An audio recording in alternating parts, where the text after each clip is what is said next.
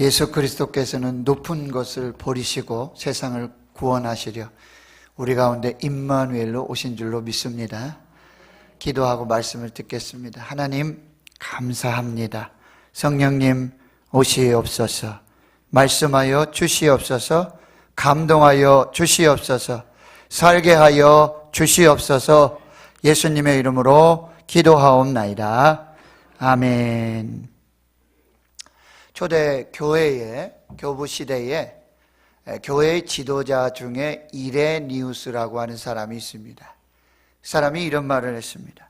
땅에 동서남북이 있듯이 복음서도 사복음서 4개의 복음이 있어야 한다라고 말했습니다. 신약에는 예수님의 모습을 볼 수 있는 4개의 복음서가 있습니다. 예수님의 모습을 4사람의 시각에서 입체적으로 보여주고 있습니다.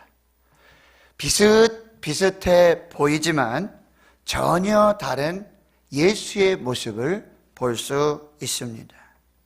예수는 결코 한 측면으로만 볼 수가 없습니다. 한 측면만을 보았다고 다 보았다고 말할 수 없습니다. 그래서 복음서 하나만을 통해서 예수를 다 볼 수 없고 다 알 수도 없습니다. 예수는 사복음서 4사람의 그 시각 속에서 조명해 보아야 하는 것입니다. 예수는 영원한 신비입니다. 예수는 우리의 영원한 탐구의 대상이 되고 있습니다. 이 세상 누구도 그 어떤 지혜자도 예수님을 다 알았다고 예수님을 다 깨달았다고 말할 수 없습니다. 왜냐하면 예수는 하나님이시기 때문입니다.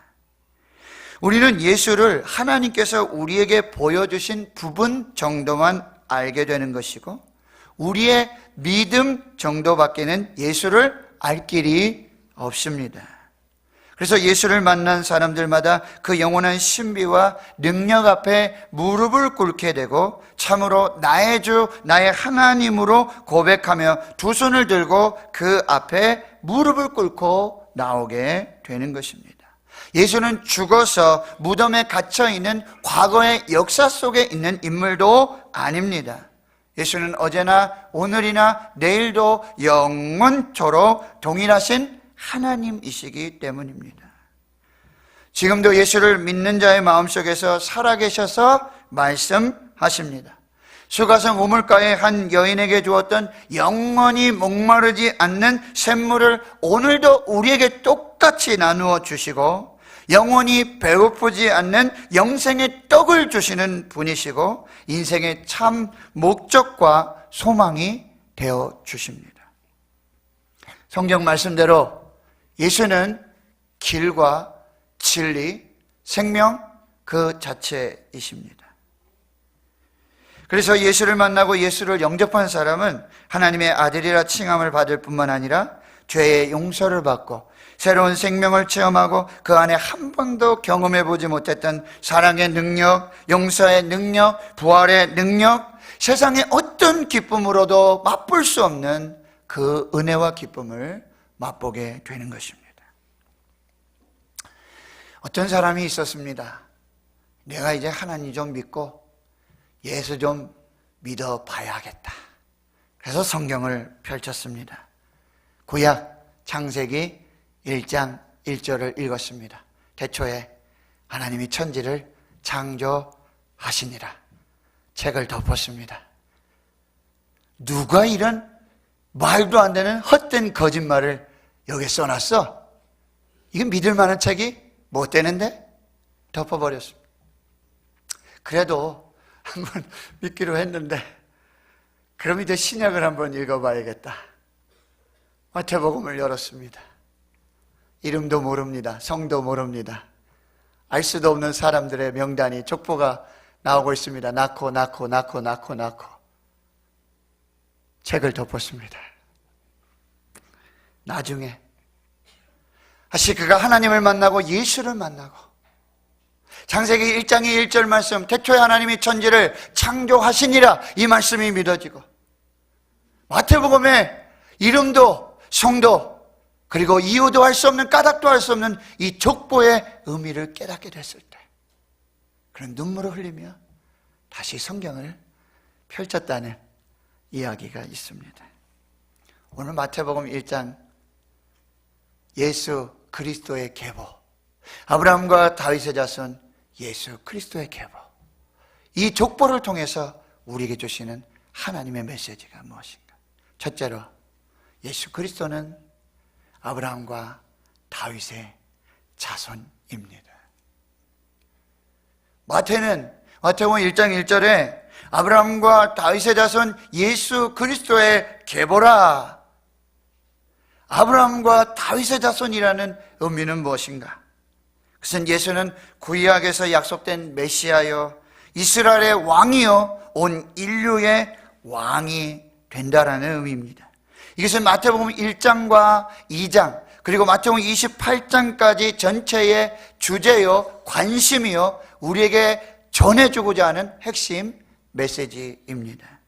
요한복음 18장 37절에 예수를 신문하던 빌라도가 이렇게 묻습니다. 내가 유대인의 왕이냐? 내가 유대인의 왕이냐? 예수께서 대답하십니다. 내 말과 같이 내가 왕이니라. 내가 이를 위하여 태어났으며 이를 위하여 세상에 왔나니 곧 진리에 대하여 증언하려 함이라. 그렇습니다. 예수는 다윗의 자손입니다. 이 말은 예수는 유대인의 왕이요 온 인류의 왕이라는 의미가 되는 것입니다. 사무엘하 7장에 하나님께서는 나단 선지자를 통해서 다윗에게 언약과 예언의 약속을 주십니다.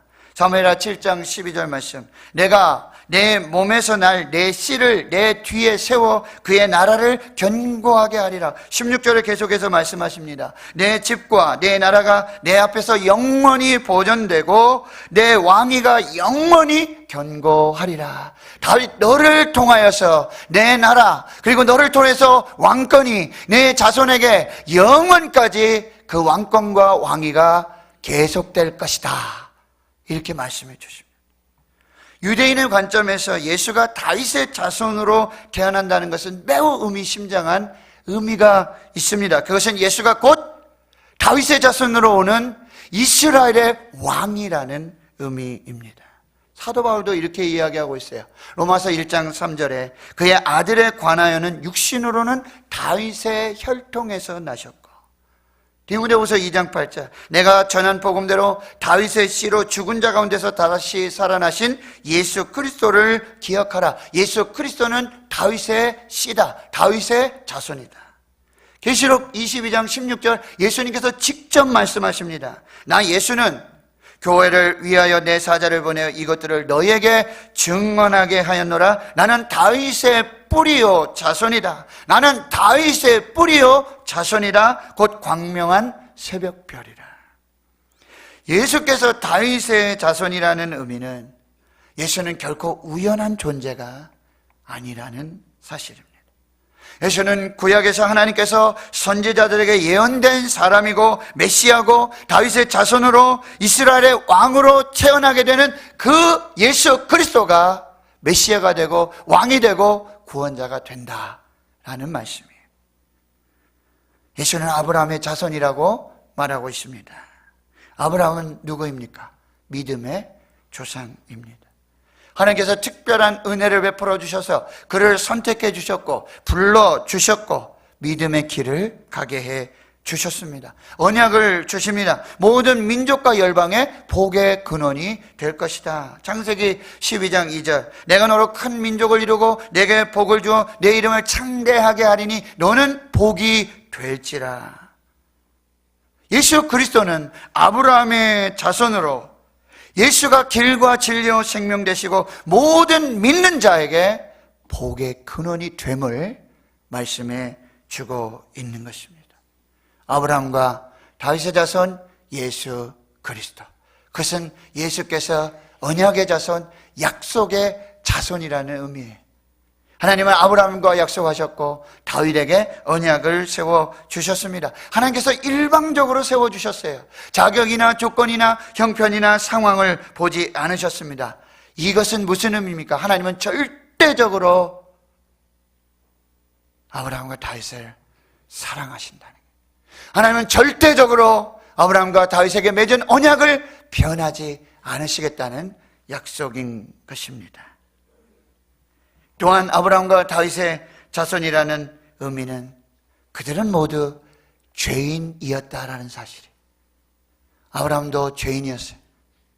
다윗도 죄인이었습니다. 그러나 하나님의 구원의 은혜는 이 죄인들을 통해서도 여전히 우리 가운데 생명과 구원의 은혜를 주신다는 말씀입니다. 이사야 1장 18절에 예수께서 말씀하시되 오라 우리가 서로 변론하자. 너희의 죄가 주홍같이 붉을지라도 눈과 같이 희어질 것이요 진홍같이 붉을지라도 양털같이 되리라. 이것이 죄인 아브라함과 다윗의 모습입니다. 아닙니다. 아브라함과 다윗의 죄인의 모습뿐만이 아니라 저와 여러분의 모습이에요. 저와 여러분이 죄인이에요. 저는 가끔 그런 생각을 해봅니다. 난 참 죄인이다. 참 못났다. 어떻게 네가 이러냐? 그렇게 살고 있냐? 넌 참 죄인이다. 너 참 못났다. 남은 거 죄밖에 없구나. 그러나 하나님께서는 나 같은 죄인도 선택해 주셨고 나 같은 죄인에게도 구원의 은혜를 베풀어 주셨고 오직 믿음만 보시고 하나님의 자녀를 삼아주시고 천국과 영생의 선물을 주셨다라는 사실이에요. 기억하십시오. 하나님의 사랑은 우리의 죄보다 더 큽니다. 하나님의 은혜는, 하나님의 신실하심은 우리의 죄보다 더 크십니다. 하나님은 다 아세요. 저와 여러분이 죄인인 걸 다 아세요. 거기까지밖에 될 수 없다는 걸 다 알고 있어요. 배신하고 배반하고 하나님을 떠나고 하나님의 구원받은 백성답게 살지 못한다는 걸 다 알고 있어요. 시기하고 질투하고 미워하고 다 아세요.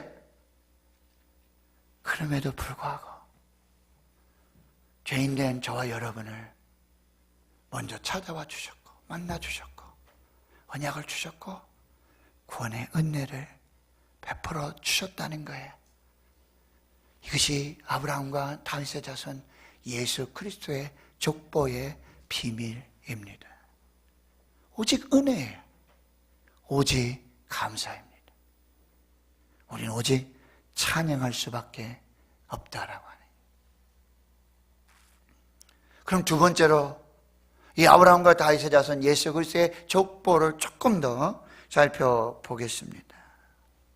오늘 1절에서부터 17절까지 족보가 나오는데 여러분 성경을 많이 읽으시고 또 성경 공부에 많이 참여하십시오. 그때 더 깊고 깊은 의미를 우리가 볼 수 있지만 오늘 몇 가지만 한번 더 살펴보겠습니다. 이 족보는 구원과 은혜의 족보라는 사실이에요. 특별히 이 족보에 5명의 여자들의 이름이 기록이 되고 있어요. 누구입니까? 라합, 다말, 라합, 룻, 우리아의 아내, 그리고 마리아. 마리아를 제외하고는요, 이 여인들은 이상한 여자들이에요. 수상한 여인들입니다. 당시 유대인의 족보에 여자들의 이름이 기록된다라고 하는 것은 매우 충격적인 사실인 것입니다. 거룩하고 순결한 여자들도 많이 있습니다. 그런데 여기에 기록된 이 여인들은 그런 여인들이 아니에요. 다말은 누구입니까? 시아버지와 관계를 통해서 자녀를 낳은 여자예요. 라합은 여리고성의 기생이었습니다. 룻은 당시에 개 취급을 받는 이방인 여자였습니다. 우리아의 아내라고 했어요. 성경은 바세바라고 기록하고 있지만 여기는 그 이름조차 없어요. 우리아의 아내라고 기록되어 있는데 그는 누구입니까? 다윗과 간음한 여자입니다. 마태가 모르고 있을까요? 세리 마태가 이 사실을 모르고 있을까요? 마태오 다 알고 있겠죠. 이스라엘의 족보에 들어갈 여인들이 많이 있죠. 사라도 있죠. 리브가도 있죠. 라헬도 있지요. 한나도 있습니다. 여자들이 많이 있습니다. 그런데 여기에 수상한 여인들, 이상한 여인들, 거룩하지 않는 여자들의 이름을 기록해 주고 있어요. 왜 그렇습니까? 여기에 놀라운 메시지가 있어요.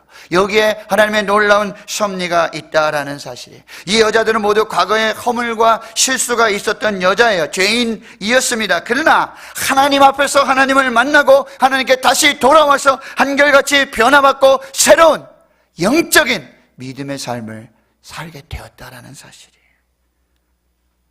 이 족보에 여인들의 이름이 들어갔다라는 사실은 이제 예수 그리스도를 통한 이 복음의 족보는 인간의 모든 죄악과 인간의 모든 장벽과 인간의 모든 허물과 실수도 예수 그리스도 안에서 다 용서받을 수 있다라는 사실이에요. 이방인과 유대인, 남자와 여자, 거룩한 성도들과 죄인, 이것은 예수 그리스도 안에서 예수 그리스도를 통해서 하나가 되고 그리고 하나님 나라의 귀한 백성이 될 수 있다는 그런 영적인 메시지를 우리에게 주고 있는 거예요. 그들의 과거는 어두웠습니다. 그러나 하나님의 축복과 선택을 받은 여자들로 변화되었습니다. 예수 그리스도 안에서.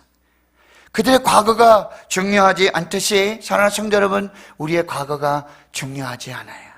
과거를 묻지 마십시오. 과거는 땅에 묻어 두십시오. 우리는 예수 앞에서, 십자가 앞에서 우리의 과거의 실수, 허물, 예수 그리스도의 보혈로 깨끗하게 되어지는 줄을 믿습니다.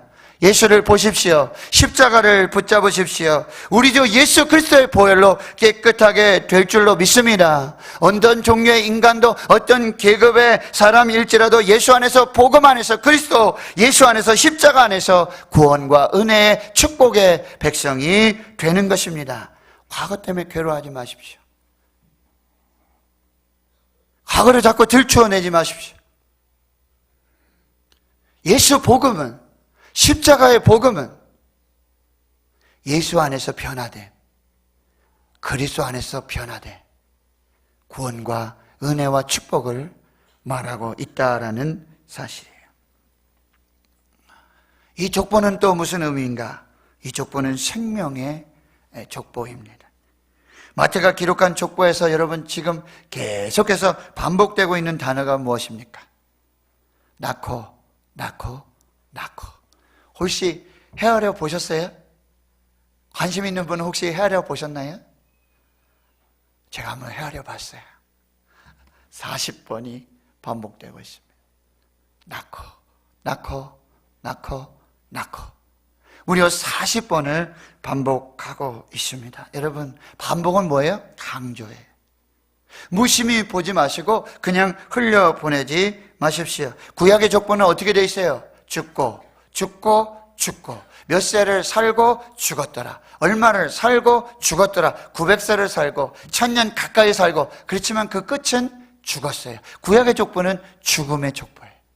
그러나 신약의 족보, 예수 그리스도의 족보는 낳고, 낳고, 낳고, 낳고, 살고, 살고, 살고, 살았더라 라고 기록해 주고 있어요. 여러분, 복음은 무엇입니까? 죽는 것이 복음이 아니에요.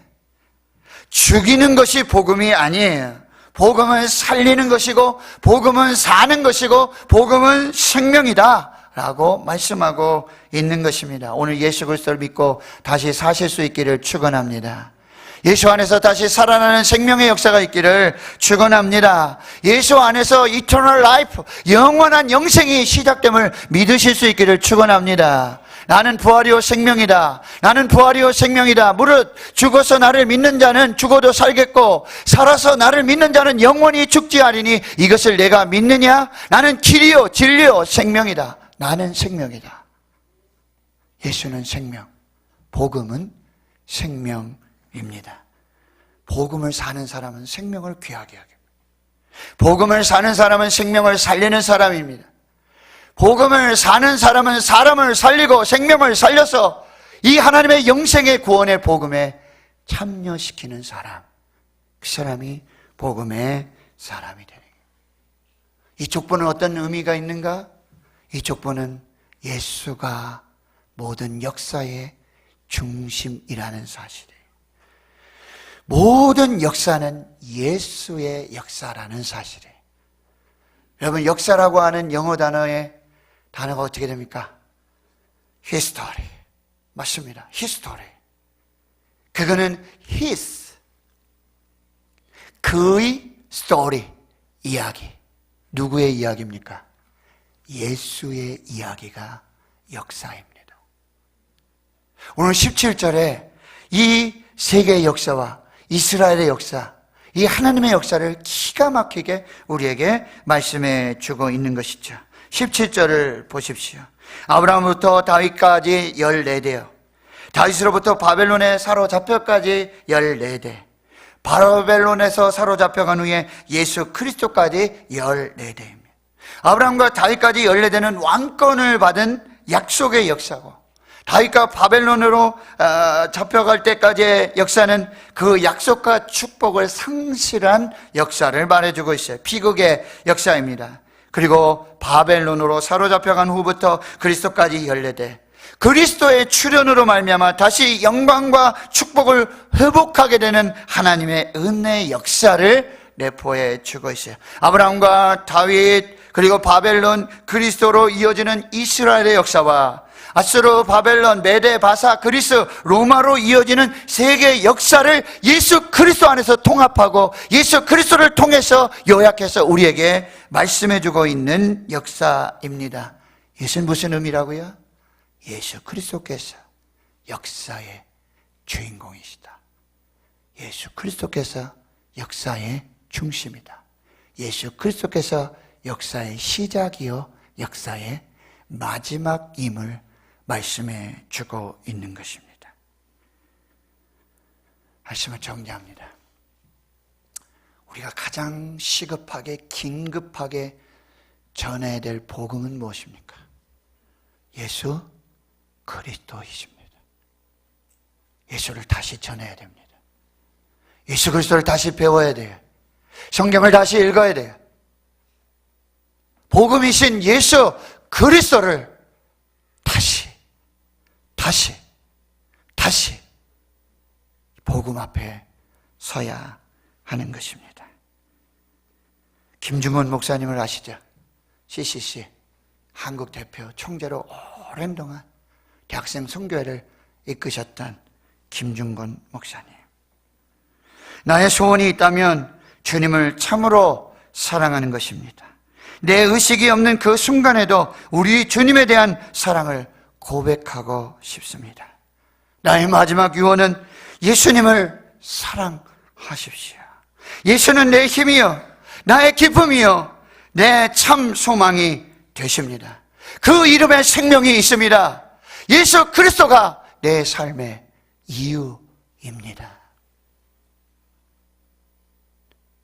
그는 청년 예수를 품었던, 영원한 청년으로 삼았던, 영원한 청년으로 살았던 목사님.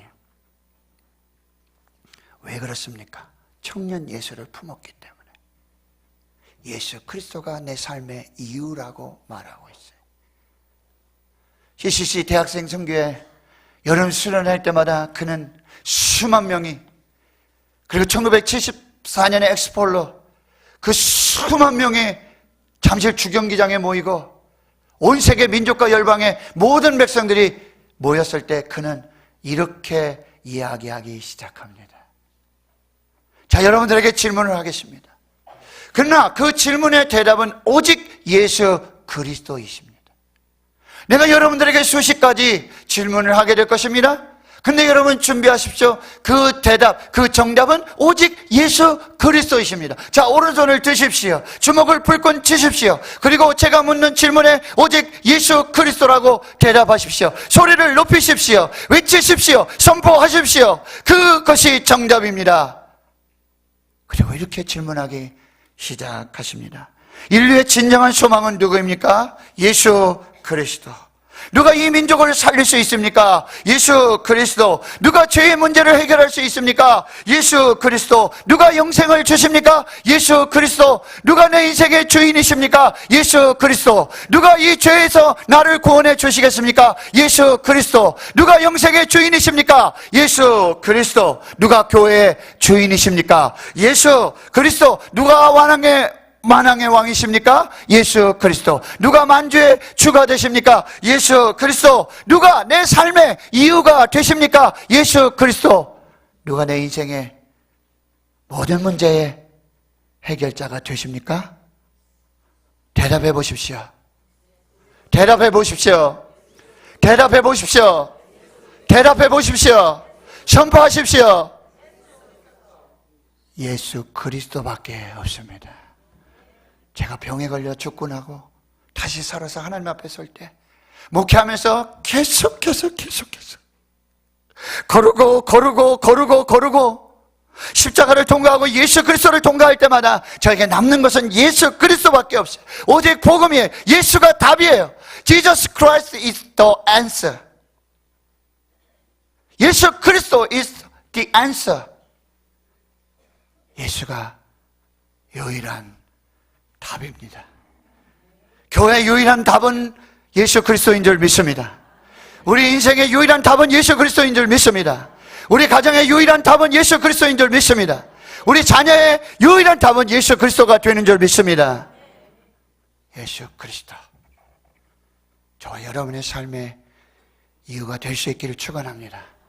내가 사는 이유는 다른 게 없어요. 더 오래 살고 더 좋은 직책, 더 좋은 명예, 더 좋은 부를 얻고 그것을 위해서 제가 오래 사는 게 아니에요. 그래서 하나님께서 저에게 생명을 주시는 게 아니에요. 내 삶의 이유는 예수 그리스도입니다. 그때 문제는 해결될 줄 믿습니다. 그때 어둠은 떠나가게 될 줄 믿습니다. 그때 구원의 역사가 새롭게 시작되는 줄 믿습니다. 오늘 예수 그리스도를 붙잡으십시오. 저와 여러분에게 길과 진리, 생명, 유일한 대답이신 예수 그리스도. 그분이 생명이십니다. 그분이 구원이십니다. 축원합니다. 축원합니다. 축원합니다. 기도하겠습니다. 하나님, 다윗의 자손, 아브라함의 자손, 예수 그리스도를 믿습니다. 길과 진리, 생명, 유일한 대답이신, 유일한 해답이신 예수 그리스도를 믿습니다. 이제 생명이 시작되게 해 주시옵소서. 구원이 시작되게 해 주시옵소서. 치유와 회복이 있게 하여 주시옵소서. 예수 그리스도가 우리 삶의 유일한 해답이요 삶의 이유가 되게 해 주옵소서. 예수님의 이름으로 기도하옵나이다. 아멘.